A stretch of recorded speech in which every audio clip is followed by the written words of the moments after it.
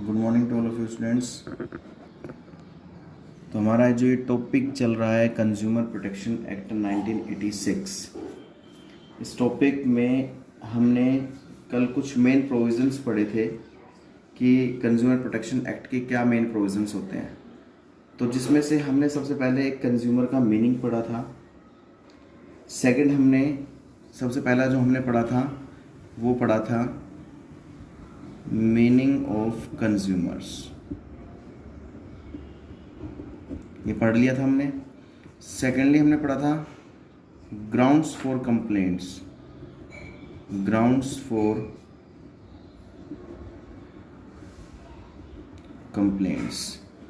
Third जो हमने पढ़ा था वो 3 tier judicial machinery, 3 tier judicial machinery.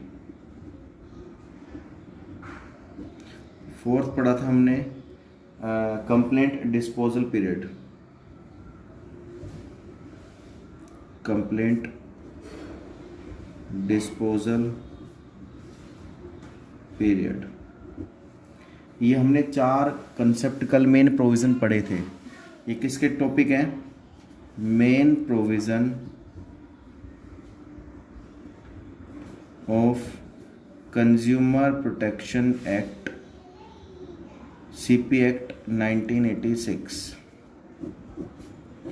ये इसके प्रोविजंस हैं सारे। ये बात समझ में आ रही है? तो कहने का मतलब क्या है कि इसके प्रोविजंस हैं। अब नेक्स्ट जो आता है 5th पॉइंट, वो आता है who can file complaint, who can file complaint. कहने का मतलब क्या है कि फाइल कौन कर सकता है, यानी कि फाइल कंप्लेंट का मतलब क्या होता है? केस, केस कौन कर सकता है। आपको पता ही होगा केस कौन करेगा, डेफिनेटली बताने की ज़रूरत भी नहीं है। केस कौन कर सकता है? एक कंज्यूमर कर सकता है, कंज्यूमर केस कर सकता है। एक registered consumer association, consumer association, association मतलब एक ग्रुप का, जो कंज्यूमर का ग्रुप होता है वो भी कर सकता है। थर्ड, 1 और मोर कंज्यूमर, एक या फिर एक से ज़्यादा कंज्यूमर भी केस कर सकते हैं। या फिर एक स्टेट गवर्नमेंट और सेंट्रल गवर्नमेंट भी कर सकती है। सेंट्रल गवर्नमेंट या फिर स्टेट गवर्नमेंट भी उस सेलर के अगेंस्ट केस कर सकती है, सेलर के अगेंस्ट केस दायर कर सकती है। तो मतलब यहाँ पे था कौन कंप्लेंट कर सकता है, तो ये था एक कंज्यूमर भी कंप्लेंट कर सकता है, एक रजिस्टर्ड कंज्यूमर एसोसिएशन भी कंप्लेंट कर सकती है, एक या एक से ज़्यादा कंज्यूमर भी कंप्लेंट कर सकते हैं वन टाइम में, और सेंट्रल गवर्नमेंट और स्टेट गवर्नमेंट पे हमारी मतलब कहने का मतलब ये है कि वो भी केस दायर कर सकते हैं। ये बात समझ में आ गई होगी। नेक्स्ट जो 6th पॉइंट आता है वो आता है आपका कि against whom can the complaint be filed, against whom can the complaint be filed। मतलब एक तो यहाँ था कि भाई कौन कंप्लेंट कर सकता है, और यहाँ पर है किसके अगेंस्ट हम कंप्लेंट कर सकते हैं। whom can the complaint be filed, किसके अगेंस्ट, यहाँ पर क्या था कौन कर सकता है फाइल कंप्लेंट यानी केस कर सकता है, और यहाँ पर किसके अगेंस्ट हम केस कर सकते हैं, किसके अगेंस्ट हम कंप्लेंट कर सकते हैं। तो भाई एक भाई कहने का मतलब क्या है, भाई किसके अगेंस्ट केस किया जा सकता है? या तो सेलर के अगेंस्ट केस किया जा सकता है, या फिर एक मैन्युफैक्चरर या फिर प्रोड्यूसर, मैन्युफैक्चरर या फिर प्रोड्यूसर, इनके अगेंस्ट केस कर सकते हैं। किस चीज़ को लेके? अगर कोई वो डिफेक्टिव गुड्स दे देता है, बेच देता है हमें,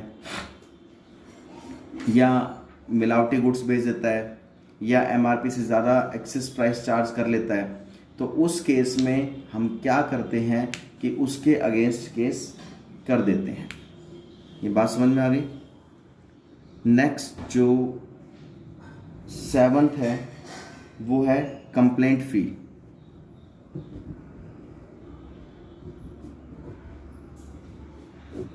कंप्लेंट फी क्या होती है कि with every complaint is fixed fees if any is deposit.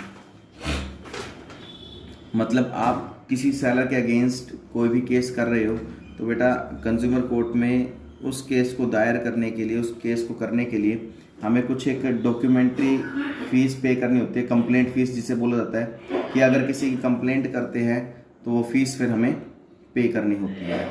ये बात समझ में आ गई होगी आपको। नेक्स्ट आता है 8th, रिलीफ या remedies available to consumers.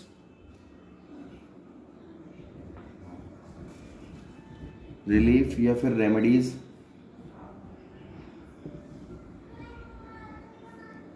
Available to consumers.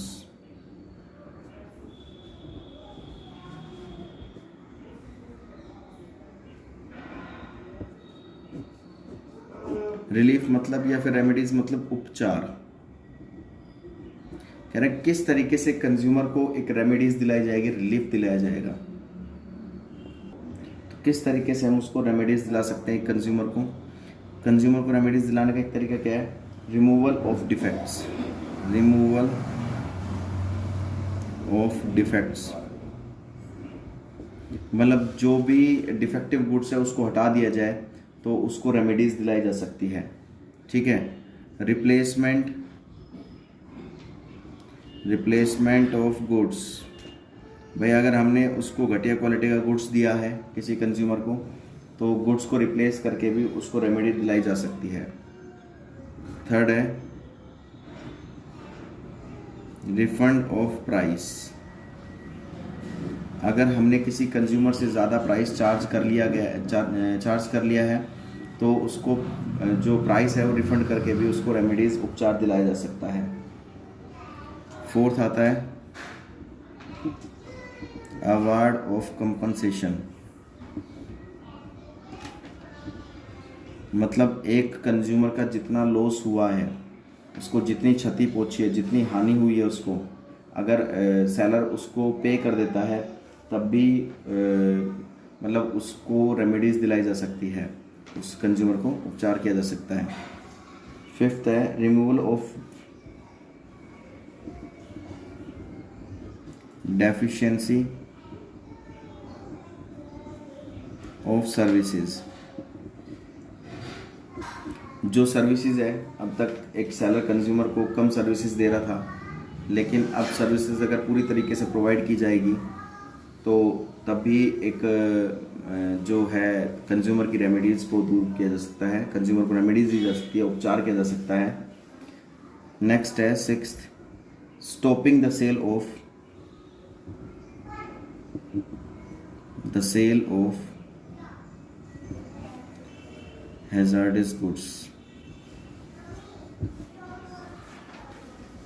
मतलब जो घटिया क्वालिटी के गुड्स को बेचा जा रहा था मार्केट में, अगर उसको हटा दिया जाए मार्केट से तो तब भी उनको एक तरीके से कंज्यूमर को रेमेडीज दी जा सकती है। और उनके साथ किसी भी तरह का एक्सप्लॉयटेशन अगर हटा दिया जाए तब भी एक कंज्यूमर को रेमेडीज इजीली दी जा सकती है, चाहे फिर वो अनफेयर ट्रेड प्रैक्टिस हो, चाहे फिर वो रेस्ट्रिक्टिव ट्रेड प्रैक्टिस हो।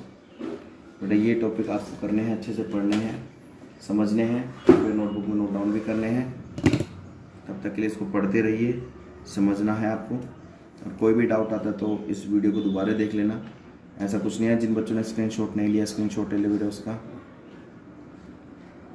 ठीक है। इस टॉपिक को बहुत अच्छे से करना है क्योंकि इसमें से एक केस स्टडी डेफिनेटली आती है। ठीक है, डेफिनेटली आती है इसमें से, और ये हमें टॉपिक बहुत अच्छे से ही करना है। जिन बच्चों ने स्क्रीनशॉट ले लिया है तो ठीक है, नहीं लिया तो ले सकते हैं। तब तक के लिए सेफ रहिए, सुरक्षित रहिए। जय हिंद, जय भारत।